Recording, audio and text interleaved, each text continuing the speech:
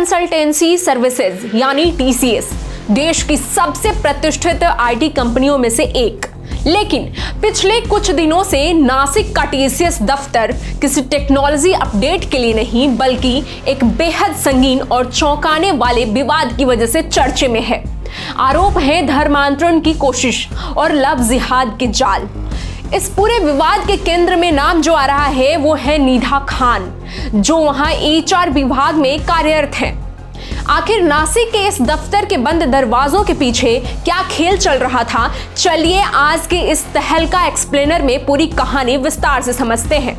मामला तब गरमाया जब हिंदू संगठनों और कुछ कर्मचारियों ने आरोप लगाया कि टीसीएस नासिक की एचआर निदा खान दफ्तर के माहौल का गलत इस्तेमाल कर रही हैं। दावों के मुताबिक निदा खान पर आरोप है कि वह हिंदू लड़कियों को टारगेट करती थी, उन्हें मुस्लिम युवकों के साथ मेलजोल बढ़ाने के लिए उकसाती थी।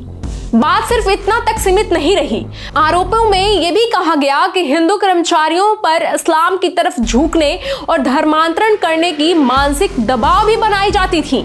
जब कुछ पीड़ितों ने अपनी आवाज उठाई तो यह बात दफ्तर की चार दीवारी से निकलकर सड़कों तक पहुंच गई। जैसे ही यह खबर बाहर आई, सकल हिंदू समाज और अन्य स्थानीय संगठनों ने नासिक में टीसीएस दफ्तर के बाहर जोरदार प्रदर्शन किया। प्रदर्शनकारियों की मांग साफ थी, निदा खान पर सख्त कार्रवाई हो और कंपनी इस पूरे मामले पर अपनी स्थिति स्पष्ट करे। बढ़ते दबाव को देखते हुए पुलिस ने मामला दर्ज किया और जांच शुरू कर दी। रिपोर्टों के अनुसार निदा खान के खिलाफ आईपीसी की विभिन्न धाराओं के तहत एफआईआर दर्ज की गई है।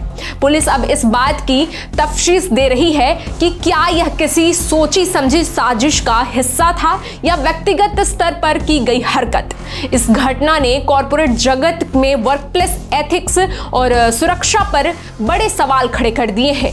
क्या एक एचआर जिसका काम कर्मचारियों की मदद करना और प्रोफेशनल माहौल बनाए रखना है, अपनी पावर का इस्तेमाल किसी खास एजेंडे को बढ़ावा देने के लिए कर सकता है? टीसीएस जैसी कंपनी जो अपने मूल्यों के लिए जानी जाती है, अपने उसने दफ्तर में अगर ऐसे आरोप लग रहे हैं तो यह मैनेजमेंट की निगरानी पर बड़े सवाल खड़े कर रहे हैं। फिलहाल कंपनी ने इस मामले पर आंतरिक जांच की बात की है, लेकिन जनता के बीच नाराजगी कम नहीं हो रही है। नासिक की यह घटना हमें याद दिलाती है कि सतर्कता हर जगह जरूरी है, चाहे वो सड़क हो या आपका आलीशान दफ्तर। पुलिस की जांच जारी है और सच जल्द ही सामने आने की उम्मीद भी है। लेकिन आपको क्या लगता है कि बड़ी कंपनियों को अपने हायरिंग प्रोसेस और इंटरनल मॉनिटरिंग को और सख्त करने की जरूरत है? इस पूरे मामले पर आपकी क्या राय है, हमें कमेंट सेक्शन में जरूर बताएं।